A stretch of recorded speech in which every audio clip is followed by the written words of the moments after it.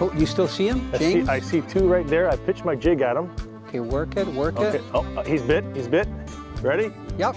Oh, good hook look at that. Right. Let me move the rod out of the way. Oh boy. You know what? Looks like a heavy fish. Oh boy. You know what? He's gonna go over 6, 7 maybe. What's amazing is look at that. how stealthy these things are. Okay. You can get them up off the bottom. They almost seem dopey. And then, you know, we're only fishing in about 3-4 feet. And these fish are so invisible. This guy's staying nice and calm. I don't know if he's got, do they have sharp gill rakers? You know what? Have you tried it? I just put it not too deep.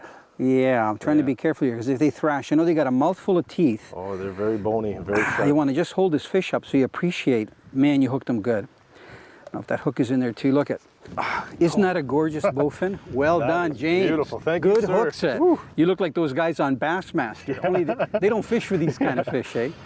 Well, you know, when you called me and left a message that you saw about 10, 12 of them and that you hooked 3, I thought we got to get up here. Yeah. You know, so this is awesome.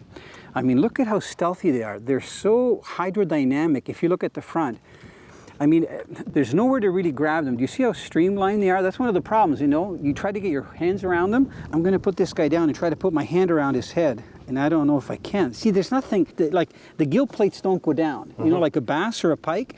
I'm trying just to hold them like that. And I'll tell you what, they are tough to hold. They're not spiny, so they're easy to hold. You know, as far as you won't get pricked. But look at the dorsal. Again, I got to put him down because he's so slippery. I want to just show you the detail. You know, look at this. They're gorgeous fish with that nice sloped tail. Now, normally they have a spot here. This guy doesn't seem to have one. I'm trying to see if he's got any barbels. James, you see the little barbels here? One on each side, yeah? I think he uses those to sense food. This is a good size one. Have you caught bigger ones than this? That's a pretty good size one. That's the average size I've caught here. I've caught 1 or 2, probably 2, 3 pounds bigger than that. Wow, now remember I said that they're a little special? I'm not worried about holding them out of the water, and I'll tell you why they're special. These fish are really old. They're like the garpike and the sturgeon. But what's interesting is, in their air bladder, they have the tissue that they can actually absorb oxygen out of the air. Wow. So you know when we've seen them rolling all over the place, they're not grabbing anything. They're coming up for a gulp of air. For a gulp of air. Yeah, so they're like tarpon. Tarpon can do that. So that means that they're equipped to live into very low oxygen or no oxygen water, so predators can't get them when they want to stay out of the action, and when they want to feed.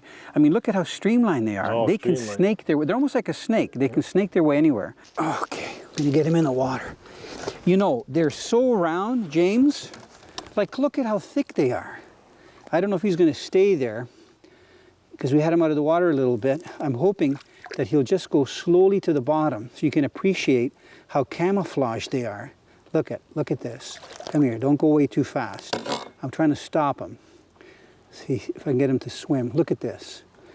Watch how beautiful this thing is. Look at it. Is that scary or what? Anything that comes into his range, he would just snap up out of those weeds. Fisher girl! Catch the passion! Jessica, what have you got there? I don't know. It looks weird. What is it? I think it looks cute. You know what you've caught? This is called a round-headed goby.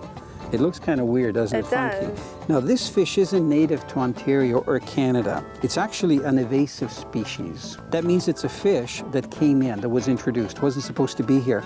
So these guys probably came in the ballast of very large ships, because as you know, a lot of ships come into Canada from the Atlantic. They go up to St. Lawrence, and a lot of them come from Asia and all different parts of the world. So this guy was introduced, and because the government doesn't want them to spread, if you catch one, you're not supposed to put it back in the water. You're supposed to put it somewhere outside of the water so it dies eventually. The last thing they want is the fish to be introduced into different bodies of water. If you got a bigger one, around 10 to 12 inches, you can actually eat them. So they're good eating, and they do eat them in Asia. They're a very interesting fish. You got to admit, it looks funny. See how it's got the round head? Yeah, it does.